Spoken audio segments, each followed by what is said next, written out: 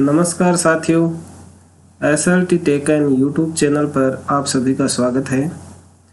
साथियों, आज के इस वीडियो में हम लेकर आए हैं मूल्यांकन एवं मापन से संबंधित 30 महत्वपूर्ण प्रश्न जो सभी प्रतियोगी परीक्षाओं के लिए बड़े महत्वपूर्ण हैं, जिनमें मैथ के सवाल आते हैं और मूल्यांकन टॉपिक को रखा गया है।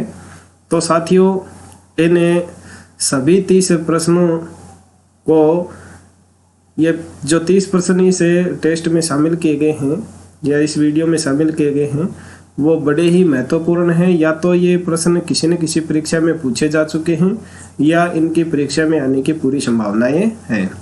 आपने टेस्ट सबमिट कर दिया होगा और आपके जिन प्रश्नों में अब डाउट हैं, उन डाउट्स को क्लियर करने के लिए आप इस वीडियो में अंत तक बने रहें। अपने आंसर है वो साथ साथ कमेंट करते चलें, जिससे हमें भी आपकी जो तैयारी है उसका पता चल सके कि आपकी जो तैयारी है वो किस स्तर तक है और आपकी तैयारी को किस स्तर तक सुधारने का प्रयास किया जाए। साथियों, वीडियो शुरू करें उससे पहले आपसे निवेदन है, यदि अभी तक आपने इस YouTube चैनल को सब्सक्राइब नहीं किया है तो चैनल को सब्सक्राइब कर बेल आइकन के ऑल बटन को प्रेस कर लें, ताकि चैनल पर अपलोड होने वाली प्रत्येक वीडियो की सूचना आपको मिलती रहे। और सबसे पहले इस वीडियो को लाइक भी कर दीजिए, जिससे हमें मोटिवेशन प्राप्त होता रहे। और साथियों, कमेंट आप ज़रूर करते चले, क्योंकि हम आपके लिए इतना कर रहे हैं तो आपको भी इतना तो करना ही पड़ेगा कि वीडियो को लाइक करें और अपने आंसर हैं वो साथ साथ में कमेंट करते चलें। तो देखिए साथियों, सबसे पहला प्रश्न जो आपको टेस्ट में दिया गया था वो ये रहा आपकी मोबाइल स्क्रीन पे। थोड़ा सा जूम में इसको कर देता हूँ जिससे आपको स्पष्ट दिखाई दे। तो ये पहला प्रश्न आपको दिया गया था, मूल्यांकन का सोपान है। तो देखिए, मूल्यांकन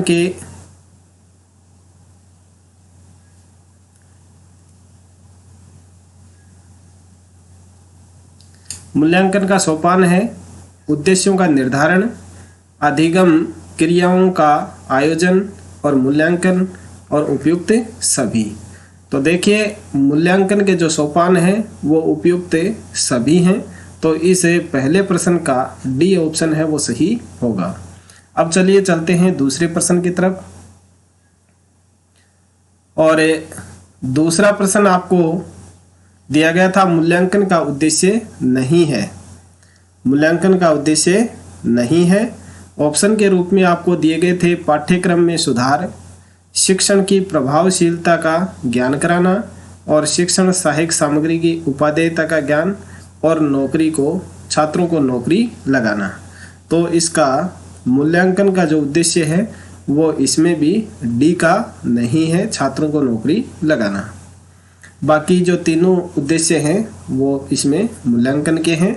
पाठ्यक्रम मूल्यांकन के माध्यम से पाठ्यक्रम में सुधार किया जा सकता है, शिक्षण की प्रभावशीलता है उसका ज्ञान कराया जा सकता है, और शिक्षण जो सहायक सामग्री है उसकी उपादेयता का विज्ञान होता है। अब देखिए तीसरा प्रश्न परिमाणात्मक मूल्यांकन के अंतर्गत नहीं आता है। परिमाणात्मक मूल्यांकन है उसके अंतर्गत क्या नहीं आता है? मौखिक परीक्षा, लिखित परीक्षा, अवलोकन या निरीक्षण और प्रायोगिक परीक्षा। तो साथियों, आंसर है वो आप बहुत ही कम करते हैं कमेंट, तो अपना आंसर है वो साथ साथ कमेंट करते चलें। तो परिमाणात्मक जो मूल्यांकन होता है उसके अंतर्गत मौखिक परीक्षा भी आती है, लिखित परीक्षा भी आती है और प्रायोगिक परीक्षा भी आती है, लेकिन जो अवलोकन और निरीक्षण होता है वो गुणात्मक होता है। इसलिए इस तीसरे प्रश्न का थर्ड ऑप्शन सही होगा। अब देखिए चौथा प्रश्न है, उसमें दिया गया कि प्रायोगिक मूल्यांकन को कितने भागों में बांटा गया है। प्रायोगिक मूल्यांकन को कितने भागों में बांटा गया है? ऑप्शन आपको दिए गए थे 6, 5, 2 और 3। तो इसका जो राइट आंसर है वो होगा थर्ड। प्रायोगिक मूल्यांकन है वो दो प्रकार का होता है, एक तो होता है आंतरिक मूल्यांकन और एक होता है बाह्य मूल्यांकन।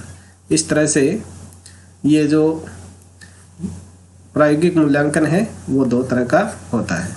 देखिए पांचवा प्रश्न ये रहा आपकी स्क्रीन पे। गुणात्मक मूल्यांकन का भाग नहीं है। गुणात्मक मूल्यांकन का कौन सा भाग नहीं है? जांच की सूची और स्तर में माप, घटनावृत्त, साक्षात्कार और लिखित परीक्षा। तो अपना आंसर है वो कमेंट करें। तो देखिए अभी मैंने आपको बताया था गुणात्मक आंकलन है उसके अंतर्गत लिखित परीक्षा होती है। तो इसका जो फोर्थ ऑप्शन है वो सही होगा, लिखित परीक्षा वो होती है, गुणात्मक मूल्यांकन का भाग नहीं होती। सॉरी, गुणात्मक मूल्यांकन है उसका भाग है वो नहीं है, ये आपको बताना था। तो जो लिखित परीक्षा है वो मात्रात्मक होती है, गुणात्मक नहीं होती है। गुणात्मक के अंतर्गत जांच की सूची और स्तर में माप ये भी होता है, घटनावृत्त भी होता है और साक्षात्कार भी होता है। तो ये हैं गुणात्मक मूल्यांकन के भाग, जबकि जो लिखित परीक्षा है वो अभी ऊपर जो प्रश्न आया था ये मात्रात्मक मूल्यांकन के अंतर्गत आते हैं। अब देखिए नेक्स्ट छठा प्रश्न दिया गया था, मूल्यांकन की प्रवृत्ति है। मूल्यांकन है वो कैसा होता है? परिमाणात्मक, गुणात्मक, दोनों, इनमें से कोई नहीं। तो जो छठा प्रश्न है उसमें थर्ड ऑप्शन सही होगा। मूल्यांकन है वो परिमाणात्मक भी होता है और गुणात्मक भी होता है। तो इस तरह से थर्ड ऑप्शन इसका सही होगा। नेक्स्ट सातवां प्रश्न देखिए। सातवां प्रश्न दिया गया था, शिक्षण अधिगम प्रक्रिया में प्रतिपुष्टि का स्रोत है। प्रतिपुष्टि कहते हैं फीडबैक को। किसको कहते हैं? फीडबैक है वो किससे प्राप्त होता है? सहायक सामग्री से, मूल्यांकन से, छात्र से और शिक्षक से। तो जो शिक्षण अधिगम प्रक्रिया के अंतर्गत प्रतिपुष्टि है वो मूल्यांकन से प्राप्त होती है। यह मूल्यांकन के माध्यम से ही छात्र को भी प्रतिपुष्टि मिलती है और शिक्षक को भी मिलती है। यानी मूल्यांकन के माध्यम से छात्र को तो ये प्रतिपुष्टि मिलती है कि उसने कितना अधिगम किया है, और शिक्षक को ये प्रतिपुष्टि मिलती है कि उसका जो शिक्षण है वो कितना प्रभावी रहा है। तो इस तरह से जो 7 का प्रश्न है उसमें बी ऑप्शन सही होगा। अब देखिए नेक्स्ट 8 का प्रश्न, उद्देश्यपूर्ण मूल्यांकन की विशेषता नहीं है। उद्देश्यपूर्ण जो मूल्यांकन है उसकी कौन सी विशेषता नहीं है ये आपको बताना है। तो सबसे पहला ऑप्शन दिया गया था विभेदकारिता, घनिष्ठता, विश्वसनीयता और व्यावहारिकता। तो यानी उद्देश्यपूर्ण मूल्यांकन की विशेषता है वो विभेदकारिता भी है, विश्वसनीयता भी है और व्यावहारिकता भी है। घनिष्ठता इसकी कोई भी विशेषता नहीं है। तो बी ऑप्शन 8 के प्रश्न का सही होगा। नेक्स्ट 9 का प्रश्न देखिए, सुधारात्मक एवं विकासात्मक प्रवृत्ति किस मूल्यांकन की होती है? सुधारात्मक और विकासात्मक प्रवृत्ति है वो बता ये है कि किस मूल्यांकन की होती है? संरचनात्मक आकलन की, योगात्मक आकलन, संकलित आकलन और समेटिव असेसमेंट। अपना आंसर कमेंट करें। तो इसका जो राइट आंसर है वो होगा संरचनात्मक आकलन, जिसको कहते हैं फॉर्मेटिव असेसमेंट। क्या कहते हैं? Formative assessment. फॉर्मेटिव असेसमेंट है जिसको हिंदी में कहते हैं संरचनात्मक आकलन। उसकी प्रवृत्ति होती है सुधारात्मक और विकासात्मक, यानी शिक्षण प्रक्रिया के दौरान जो मूल्यांकन किया जाता है वो संरचनात्मक आकलन कहलाता है, और वो इसी उद्देश्य से किया जाता है कि हमारा जो शिक्षण है वो कितना प्रभावी रहा और उसमें कितने सुधार करने की आवश्यकता है। तो पहला ऑप्शन 9 के प्रश्न का सही होगा। अब देखिए नेक्स्ट 10 का प्रश्न। 10 का प्रश्न ये रहा आपकी स्क्रीन पे। योगात्मक आकलन की विशेषता नहीं है। योगात्मक आकलन होता है SA यानी समेटिव असेसमेंट, उसकी कौन सी विशेषता नहीं है। यह निर्णायक होता है, यह बालकों की उपलब्धियों का निर्धारण करता है, यह शैक्षिक कार्य की समाप्ति पर किया जाता है, यह अल्पकालिक निर्णय के लिए किया जाता है। तो यानी ये जो ऊपर के तीनों विशेषताएं हैं वो तो योगात्मक आकलन की होती है, ये निर्णयात्मक भी होता है, उपलब्धि का निर्धारण भी इसके अंतर्गत होता है और शैक्षिक कार्य की समाप्ति के ऊपर किया जाता है। लेकिन ये अल्पकालिक नहीं होता है बल्कि दीर्घकालिक होता है।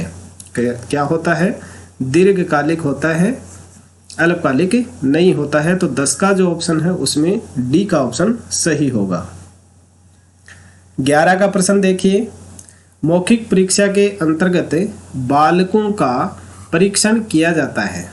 त्वरितता, एकाग्रचित्तता, स्मरण शक्ति, उपयुक्त सभी। तो इसका जो उपयुक्त सभी ऑप्शन है वो ही सही होगा। यानी जब मौखिक परीक्षा ली जाती है तो बालक में त्वरितता का यानी वो किस गति से हमें आंसर दे रहा है उसका पता चलता है। एकाग्रचित्तता यानी उसका ध्यान कितना एकाग्र रहता है, हमारे प्रश्न को कितने जल्दी समझ पाता है और उसका आंसर कितनी जल्दी देता है। और स्मरण शक्ति यानी उसको याद किया हुआ है वो कितना याद रहता है। तो इस तरह से इसके जो सभी ऑप्शन हैं वो इसमें सही होंगे, डी का ऑप्शन सही होगा। नेक्स्ट है 12 का देखिए, 12 का प्रश्न, वस्तुनिष्ठ परीक्षा का गुण नहीं है। वस्तुनिष्ठ परीक्षा कहते हैं, विकल्पात्मक जो परीक्षा होती है उसको कहते हैं, उसका गुण कौन सा नहीं है वो आपको बताना है। यह विश्वसनीय होती है, पक्षपात रहित होती है, अनुमान से उत्तर देने की संभावना नहीं होती है और बालकों का विभेदीकरण आसानी से कर सकते हैं। तो साथियों इसका जो राइट आंसर है वो होगा सी का, अनुमान से उत्तर देने की संभावना नहीं होती है बल्कि होती है। यानी जिसको प्रश्न याद नहीं है, जैसे अभी हम इसी टेस्ट की बात कर ले, अगर आपको ये प्रश्न नहीं आ रहा है तो आप अनुमान से या तो ये पहला कर देंगे, दूसरा कर देंगे या तीसरा या फिर चौथा। हो सकता है कि आप ने अनुमान से तीसरा जो ऑप्शन है, थर्ड ऑप्शन है, उसको टिक कर दिया और आपका ये प्रश्न है वो सही हो गया। तो यानी वस्तुनिष्ठ जो परीक्षा होती है उसमें अनुमान से उत्तर देने की संभावना है वो अधिक होती है। तो ये थर्ड ऑप्शन है वो इसका सही होगा। नेक्स्ट 13 का प्रश्न देखिए, समाजमिति विधि के प्रतिपादक हैं। तो साथियों पिछला जो कल मैंने आपको वीडियो बताया था मूल्यांकन को पढ़ाते समय, उस समय समाजमिति विधि का प्रतिपादक याद रखने के लिए मैंने आपको एक छोटी सी ट्रिक बताई थी कि मोर हैं वो समाज में रहते हैं, मोर समाज में रहते हैं, समाज में रहते हैं। तो समाज है उससे तो आपको लेना है समाजमिति विधि और मोर से लेना है मोरेनो। तो इस तरह से जो समाजमिति विधि है उसके प्रतिपादक होंगे JL मोरेनो। नेक्स्ट देखिए 14वां प्रश्न, प्रश्नावली के प्रकार होते हैं। प्रश्नावली है वो कितने प्रकार की होती है? 4 प्रकार की, 5 प्रकार की, 3 प्रकार की और 6 प्रकार की। तो इसका जो राइट आंसर है वो होगा 4 प्रकार की। अब 4 प्रकार की प्रश्नावली कौन कौन सी हैं वो मुझे कमेंट करके बताएं। ये जो 4 प्रकार की प्रश्नावली है वो 4 प्रकार की प्रश्नावली कौन सी है उसको आप कमेंट कर दीजिए। और साथियों यदि ये वीडियो आपको पसंद आ रहा है तो इसको लाइक भी कर दीजिए।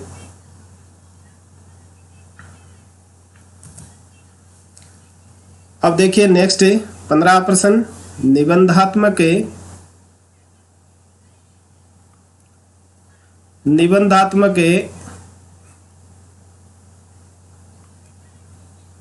निबंधात्मक परीक्षा का दोष नहीं है।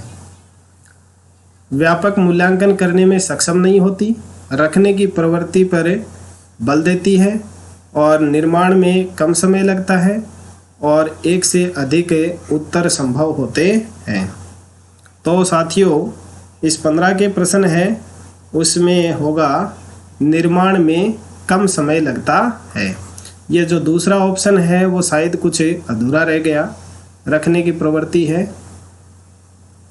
तो इसके ऊपर आप ध्यान नहीं दें, क्योंकि ये जो होगा वो राइट आंसर ही है। इसका राइट आंसर नहीं, ये यानी इसका दोष है। और निर्माण में कम समय लगता है, ये इसका दोष नहीं है बल्कि ये गुण है इसका। बाकी के सारे हैं वो निबंधात्मक परीक्षा के दोष हैं, लेकिन निर्माण में कम समय लगता है ये क्या है, ये इसका गुण है। तो इस तरह से थर्ड ऑप्शन है वो इसका सही होगा। 16वां प्रश्न देखिए नेक्स्ट। वह मूल्यांकन जो कक्षा में भिन्न भिन्न बौद्धिक स्तर के बालकों को वर्गीकरण करने में सहायक होगा। यानी एक कक्षा के अलग अलग बौद्धिक स्तर के बालक हैं, उनका वर्गीकरण करने में कौन सा मूल्यांकन है वो सक्षम होता है, वो आपको बताना है। विश्वसनीय, विशिष्ट, विभेदकारी और वैध मूल्यांकन। तो जैसा कि नाम से स्पष्ट है, इसमें जो विभेदकारी ऑप्शन है वो सही होगा। विभेदकारी का मतलब भेद करना, वर्गीकरण करना, तो सी ऑप्शन सही होगा। नेक्स्ट 17 का देखिए। गणित की प्रारंभिक सीढ़ी कहा जाता है लिखित कार्य को, मौखिक कार्य को, गृह कार्य को, सूत्र स्मरण। तो इसका राइट आंसर है वो होगा मौखिक कार्य। गणित है उसकी जो शुरुआती सीढ़ी होती है वो मौखिक कार्य ही होता है। बच्चे को मुंह से बोल करके रटने की प्रवृत्ति है वो इसमें बताई जाती है। अब देखिए नेक्स्ट 18 का प्रश्न। उपलब्धियों की संख्यात्मक अभिव्यक्ति है।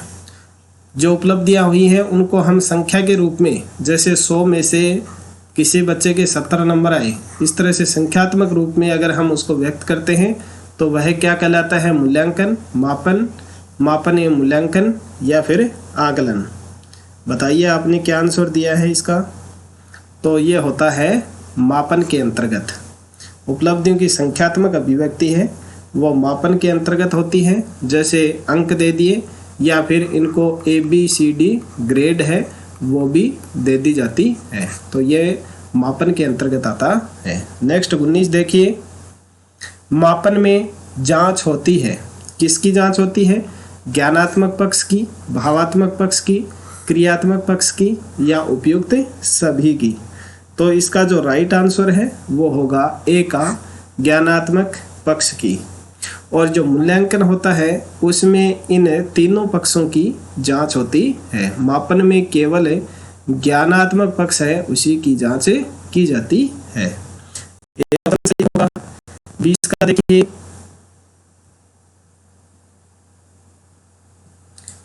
बीस का प्रश्न है, निम्न में से मूल्यांकन की गुणात्मक प्रविधि है। मात्रात्मक नहीं, गुणात्मक आपको बतानी है। तो लिखित परीक्षा, मौखिक परीक्षा, प्रायोगिक परीक्षा और अवलोकन, ये आपको ऑप्शन दिए गए थे। तो इसका जो राइट आंसर है वो होगा अवलोकन। अवलोकन है उसके अंतर्गत, अवलोकन है वो मूल्यांकन की गुणात्मक प्रविधि है। और जो लिखित, मौखिक और प्रायोगिक है वो है मात्रात्मक प्रविधि। ये प्रश्न है वो पूर्व आ चुका है ऊपर, मात्रात्मक प्रविधि। यह है मात्रात्मक प्रविधि और जो अवलोकन है वो है गुणात्मक प्रविधि। अब देखिए नेक्स्ट 21 का प्रश्न। सत्र के अंत में आयोजित की जाने वाली परीक्षा निम्न में से मूल्यांकन के किस गुण की अवहेलना करते हैं? निरंतरता, व्यापारिकता, सहकारिता या उपयुक्त सभी। तो इसका जो राइट आंसर है वो होगा निरंतरता। यानी सत्र के अंत में जो परीक्षाएं कराई जाती हैं उनमें निरंतरता गुण है उसकी अवहेलना होती है। नेक्स्ट 22 का देखिए।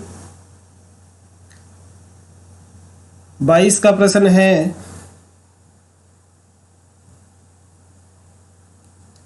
मूल्यांकन की किस प्रविधि में पूछे गए कथनों का उत्तर केवल हाँ या ना में देना होता है? प्रश्नावली विधि, समाजमिति विधि, क्रम निर्धारण विधि और जांच सूची। तो इसका जो राइट आंसर है वो होगा जांच सूची। ज़्यादातर है वो इसमें प्रश्नावली विधि है वो टिक कर रहे हैं, लेकिन वो गलत है। प्रश्नावली विधि है उसमें तो लघुत्रात्मक, अति लघुत्रात्मक कई प्रकार के प्रश्न होते हैं। हाँ ना वाले उत्तर हैं वो केवल जांच सूची में ही होते हैं। नेक्स्ट 23 का देखिए, 23 का प्रश्न दिया गया है संरचनात्मक आकलन, जिसको फॉर्मेटिव असेसमेंट भी कहते हैं, शॉर्ट में एफए लिखते हैं, के संबंध में कौन सा कथन सत्य नहीं है। शिक्षण अधिगम प्रक्रिया के दौरान समय समय पर किए जाते हैं। इनकी प्रकृति सुधारात्मक होती है। यह सीखने के लिए आकलन है। ये बालकों को उपलब्धि प्रदान करते हैं। ये बालकों को उपलब्धि प्रदान करते हैं। तो इसका जो राइट आंसर है वो यही होगा। ये बालकों को उपलब्धि प्रदान करने का कार्य है वो SA का होता है, यानी समेटिव असेसमेंट, जिसको योगात्मक आकलन कहते हैं, उसका होता है।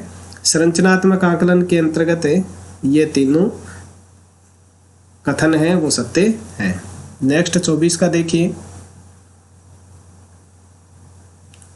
गणित शिक्षण में मूल्यांकन किया जाना चाहिए।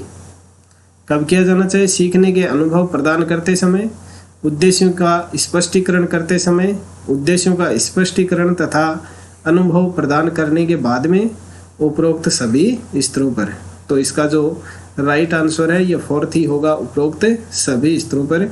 गणित शिक्षण में मूल्यांकन है वो सीखने का अनुभव प्रदान करते समय भी करना चाहिए, उद्देश्यों का स्पष्टीकरण करते समय भी करना चाहिए, यानी इन दोनों समय है वो करना चाहिए। तो इस तरह से उपरोक्त सभी स्तर है वो इसका राइट आंसर होगा। नेक्स्ट देखिए 25 का, मूल्यांकन प्रक्रिया क्या नहीं है? सतत शिक्षण अधिगम प्रक्रिया का बाह्य अंग, विद्यार्थी केंद्र और उद्देश्य परक। तो जो मूल्यांकन प्रक्रिया है वो सतत भी है, विद्यार्थी केंद्रित भी है, उद्देश्य परक भी है, लेकिन यह शिक्षण अधिगम क्रिया का बाह्य अंग नहीं है। तो इस तरह से बी ऑप्शन है वो 25 के प्रश्न में सही होगा। नेक्स्ट देखिए 26 का। 26 का प्रश्न है वह दिया गया है, किसी मूल्यांकन के परिणामों को उस मूल्यांकन की पुनरावृत्ति करके जांचने पर परिणामों की प्रकृति पर कोई अंतर नहीं पड़ा। यह है मूल्यांकन है वैध, विश्वसनीय, व्यावहारिक और वस्तुनिष्ठ। तो ऐसा जो मूल्यांकन होता है वो विश्वसनीय होता है, यानी पुनरावृत्ति करके जांचने पर भी उसके जो परिणाम है उसमें किसी तरह का कोई अंतर नहीं आता है, तो वह मूल्यांकन विश्वसनीय होता है। नेक्स्ट 27 देखिए, निम्न में से एक मात्रात्मक परीक्षण नहीं है। मात्रात्मक परीक्षण ये दोबारा रिपीट हो चुका है प्रश्न। लिखित परीक्षा, मौखिक परीक्षा और प्रायोगिक परीक्षा ये तो हैं मात्रात्मक परीक्षण, और अवलोकन है वो होता है गुणात्मक परीक्षण। क्या होता है? गुणात्मक परीक्षण। इम्पोर्टेंट प्रश्न है, तो इसका जो राइट आंसर है वो सी हो जाएगा। अब देखिए नेक्स्ट 28 का प्रश्न। 28 का प्रश्न है, मापन के संबंध में निम्न लिखित में से कौन सा कथन सत्य नहीं है? यह आपको बताना है। यह केवल मात्रात्मक परीक्षण है और मापन के निष्कर्षों को संख्याओं प्रतीकों द्वारा व्यक्त किया जाता है। यह मूल्यों का निर्धारण करता है, केवल ज्ञानात्मक पक्ष की ही जांच करता है। तो ये ऑप्शन है वो भी इसका सही है, ये भी सही है, ये भी सही है, लेकिन जो यह मूल्यों का निर्धारण करता है ये मापन का कार्य नहीं है, बल्कि किसका है? ये कार्य मूल्यांकन का है। मूल्य निर्धारण का कार्य है वो मूल्यांकन के अंतर्गत आता है, न कि मापन के अंतर्गत आता है। मापन है वो मात्रात्मक होता है, संख्याओं और प्रतीकों द्वारा इनको अभिव्यक्त किया जाता है। तो इस तरह से इसका जो राइट आंसर है वो होगा सी का। अब देखिए नेक्स्ट 29 का प्रश्न, मूल्यांकन क्या है? बच्चे के व्यवहार में परिवर्तन लाना, विद्यालय की सुंदरता को बढ़ाना, 1 एवं 2 उपरोक्त में से कोई नहीं। तो बच्चे के व्यवहार में परिवर्तन लाना है वो शिक्षण अधिगम उद्देश्यों का कार्य होता है। मूल्यांकन का कार्य शिक्षण अधिगम जो उद्देश्य हैं उनको जांचना है, बल्कि बच्चे के व्यवहार में परिवर्तन लाना है वो मूल्यांकन का कार्य नहीं है, वो है शिक्षण अधिगम उद्देश्यों का कार्य। और उन शिक्षण अधिगम उद्देश्यों की जांच करना है, वो होता है मूल्यांकन। तो इस तरह से इसमें जो फोर्थ ऑप्शन है वो सही होगा, उपरोक्त में से कोई नहीं, क्योंकि इनमें से कोई भी ऑप्शन है वो मूल्यांकन को सही साबित नहीं कर रहा है। मूल्यांकन होता है कि जो शिक्षण अधिगम उद्देश्य हैं उनकी जांच जिसके अंतर्गत की जाती है वो मूल्यांकन होता है। तो इस तरह से इसका जो राइट आंसर है वो होगा डी का। अब देखिए इस टेस्ट पेपर का अंतिम प्रश्न, मूल्यांकन के संबंध में निम्न में से कौन सा कथन सत्य नहीं है, यह आपको बताना है। मूल्यांकन के संबंध में इसकी प्रकृति मात्रात्मकता के साथ साथ गुणात्मक होती है, यह कथन बिल्कुल सत्य है। अधिगम अनुभव की प्रामाणिकता की जांच नहीं करता, यही इसका गलत आंसर होगा। और यही जो प्रश्न है इसमें से नहीं को हटा दो और वो अभी 29 के प्रश्न का आंसर होगा। अधिगम अनुभव की प्रामाणिकता की जांच करना वो मूल्यांकन का कार्य होता है।